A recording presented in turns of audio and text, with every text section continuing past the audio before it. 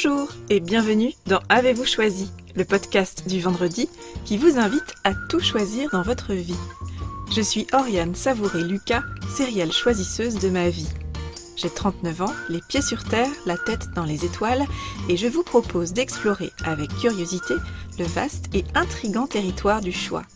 Cette exploration, je vous y invite à travers des réflexions, des questionnements et des ressources qui m'aident à choisir ma vie, ou encore à travers une conversation que j'ai eue avec une personne que je trouve inspirante sur la question du choix. Je suis coach et j'accompagne les personnes qui le souhaitent à tout choisir dans leur vie pour réenchanter leur quotidien et développer leur impact dans leurs différentes sphères de vie et d'influence. Dans ma vie, il y a eu un avant et un après 31 juillet 2016. Ce jour-là, je rentrais de vacances avec mon mari et mes enfants. Nous partions pour la Bretagne rendre visite à mes grands-parents. Mon grand-père était en fin de vie. Ma mère avait passé quelques jours auprès de lui et l'avait quitté le matin même pour prendre un peu de repos. Au téléphone, elle m'avait dit qu'il allait bien, enfin, aussi bien qu'il pouvait aller. Nous devions aller le voir le lendemain en famille. Ce jour-là, j'ai ressenti le besoin d'aller voir mon grand-père sans attendre. Il fallait que j'aille le voir. Alors après le déjeuner, j'ai dit à mon mari que je prenais la voiture pour faire un aller-retour chez mes grands-parents. Je voulais voir mon grand-père seul. Nous y retournerions tous ensemble comme prévu le lendemain. J'ai pris la voiture et j'ai retrouvé ma grand-mère. Nous avons discuté à côté de mon grand-père, alité et inconscient. Nous avons discuté de tout et de rien pendant un long moment. Puis ma grand-mère m'a dit qu'elle me laissait quelque temps avec mon grand-père. Et là, j'ai vécu 10 minutes de vie qui m'ont transformée. Mon grand-père est décédé. Avant ce jour-là, je n'avais jamais côtoyé la mort de près. Je n'avais jamais vu un défunt et je n'avais jamais vu quelqu'un mourir.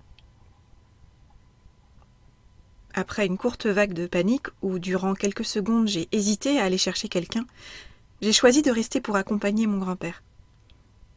Partir chercher quelqu'un, c'était prendre le risque que mon grand-père décède seul, et je sentais que ma place était là, à ses côtés. Une fois mon choix fait, j'ai ressenti une grande sérénité. J'ai parlé à l'oreille de mon grand-père, et je lui ai tenu la main jusqu'à son dernier souffle. J'ai senti au plus profond de moi que cet instant, nous l'avions choisi, l'un et l'autre. Mon grand-père m'avait choisi, et j'avais choisi d'accueillir le dernier souffle de mon grand-père. Comme si c'était prévu ainsi. Au cours de ces 10 minutes, j'étais à ma juste place. Ce jour-là, j'ai côtoyé la mort et j'ai appris 3 choses. Que je pouvais faire confiance à mon intuition, cette intuition qui m'avait soufflé d'aller voir mon grand-père. Que j'avais raison d'honorer mes intuitions en passant à l'action. Et qu'en accompagnant mon grand-père vers la mort, je m'étais connectée à quelque chose de plus grand que moi. Ce jour-là, j'ai ressenti une grande sérénité et j'ai renouvelé mon choix de choisir ma vie et de faire ce qui est juste selon moi et pour moi. À l'envie de faire un choix juste peut être corrélée la peur de faire un mauvais choix. Or, comme nous découvrons la valeur de nos choix uniquement dans notre avenir, il nous faut à chaque choix trouver des raisons d'agir suffisantes pour oser commencer quelque part, pour oser se lancer. Depuis ce jour si particulier pour moi de juillet 2016, j'intègre de plus en plus et de mieux en mieux mon intuition à mon processus de choix pour faire des choix authentiques. J'ai choisi de monter le son de mon intuition. J'ai choisi d'intégrer mon intuition à mon processus de réflexion et de choix. L'intuition, c'est un outil, c'est une source d'information que j'aime prendre en compte quand je suis face à un choix. Je choisis d'écouter mon intuition, ou mon cœur, ou mes tripes, selon le terme qui vous parle le plus. Cela ne veut pas dire que je suis systématiquement mon intuition, parce que je suis aussi une utilisatrice des listes de pour et de contre. Mais avec l'expérience, j'ai appris rétrospectivement que les choix que j'ai faits en suivant mon intuition se révélaient plus justes pour moi que lorsque je ne le faisais pas. Auparavant, j'entendais parfois en bruit de fond ou au loin une petite voix qui me disait « vas-y » ou « n'y va pas ». Mais je dois dire que je ne lui laissais pas vraiment de place. J'avais tendance à la balayer d'un revers de main et je montais le son de mon analyse très cartésienne de la situation et des options possibles.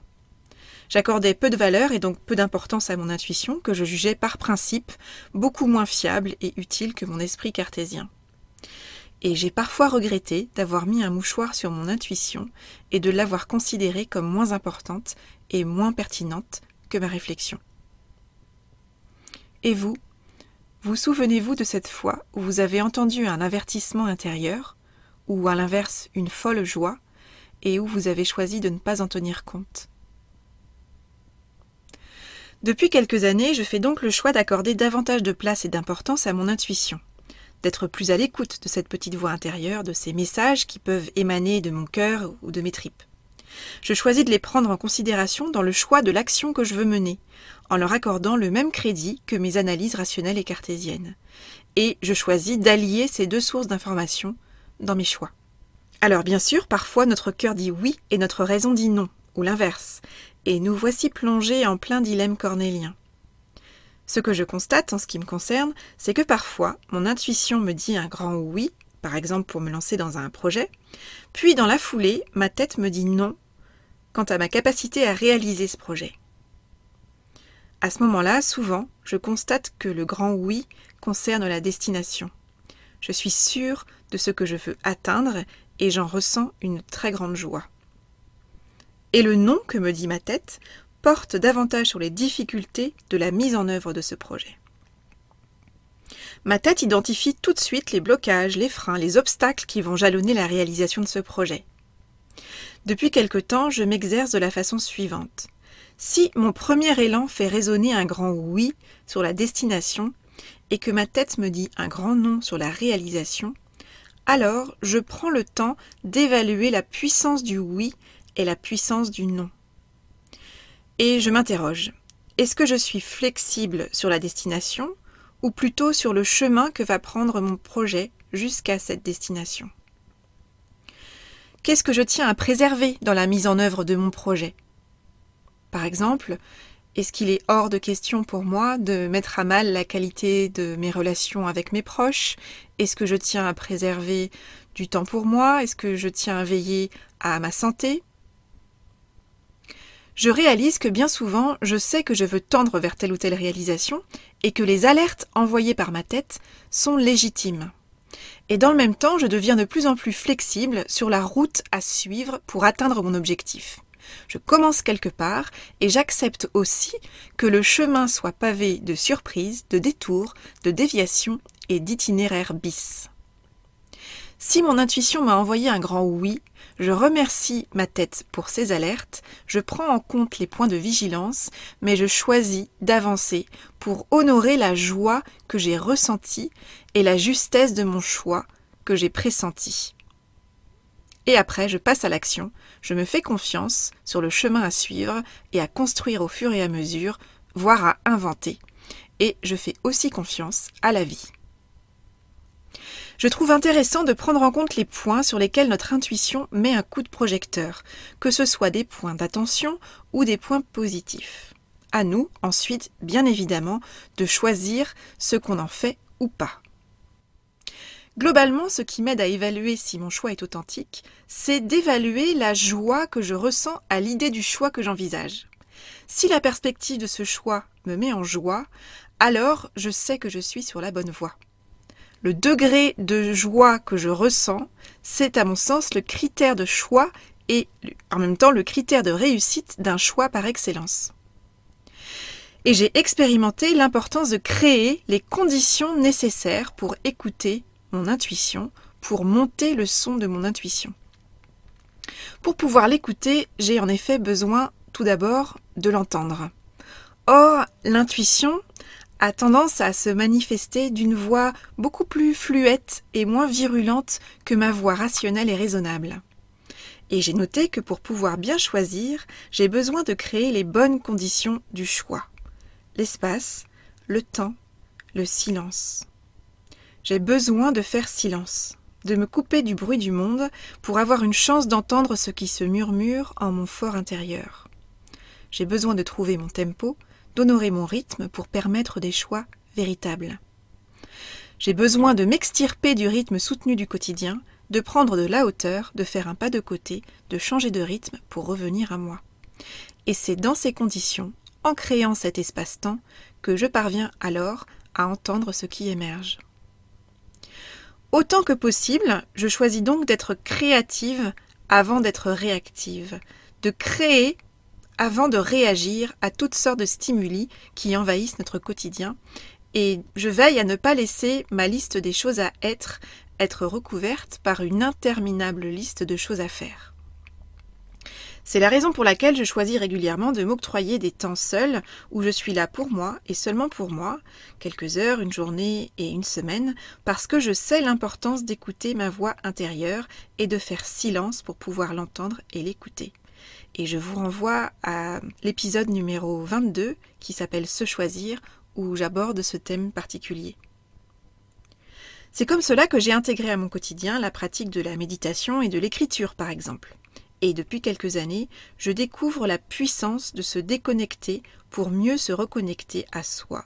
Et je choisis de m'offrir des temps de déconnexion du monde, de mes proches, des réseaux en tout genre, pour me reconnecter à moi. C'est d'ailleurs ce que j'ai fait en expérimentant le jeûne et randonnée pendant une semaine, ce qui est abordé dans la conversation que j'ai eue avec Sabine de Jeûner sans frontières. Je vous renvoie là aussi à cet épisode. J'ai appris à relâcher la pression sur l'envie de faire le bon choix à tout prix, pour me concentrer davantage sur les conditions que j'ai le pouvoir et la responsabilité de réunir, et qui seront propices à un choix serein, clair, authentique et juste pour moi. Dès lors, mon rôle, c'est de me mettre dans les meilleures conditions avant de faire un choix. Si les conditions sont bonnes, alors je mets les meilleures chances de mon côté pour faire un choix pertinent pour moi. Et pour pouvoir identifier les meilleures conditions à réunir pour moi, afin d'entendre cette intuition, cette petite voix intérieure, et de monter le son de mon intuition, j'ai commencé par identifier les conditions dans lesquelles je faisais des choix que je ne jugeais pas adaptés. En tout cas, pas adaptés à moi.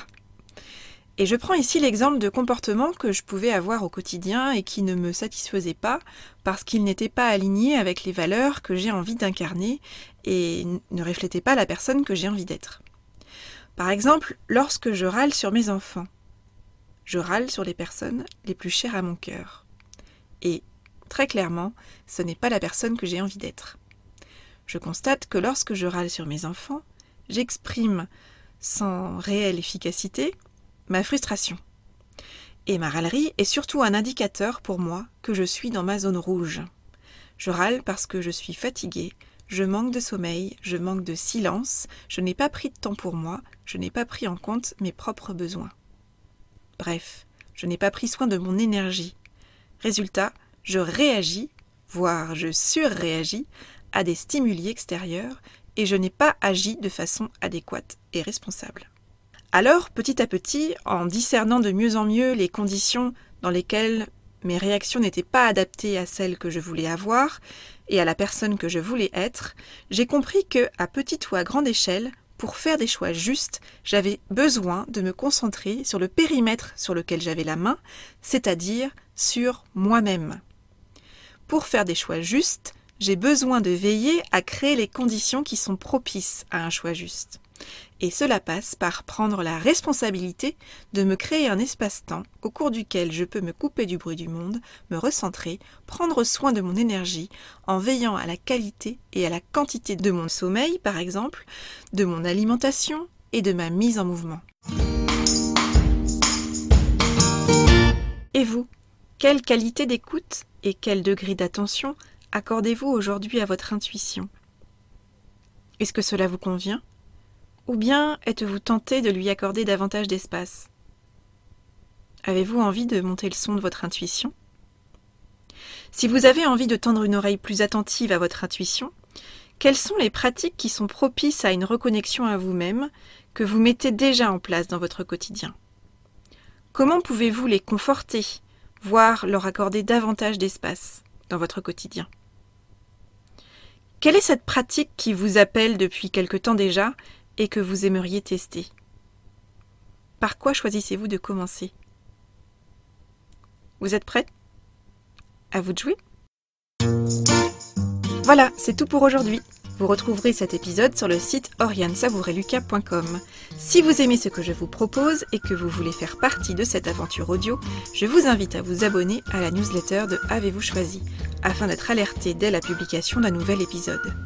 N'hésitez pas à partager votre enthousiasme par écrit en déposant un avis sur le site, sur la page Facebook Avez-vous choisi ou une constellation de 5 étoiles sur Apple Podcast ou sur votre application de podcast préférée et à faire connaître Avez-vous choisi à celles et ceux qui vous sont chers et que l'idée de tout choisir dans leur vie pourrait réjouir. Je vous souhaite une belle semaine et je vous donne rendez-vous vendredi prochain pour un nouvel épisode. Et d'ici là, et si vous choisissiez tout ?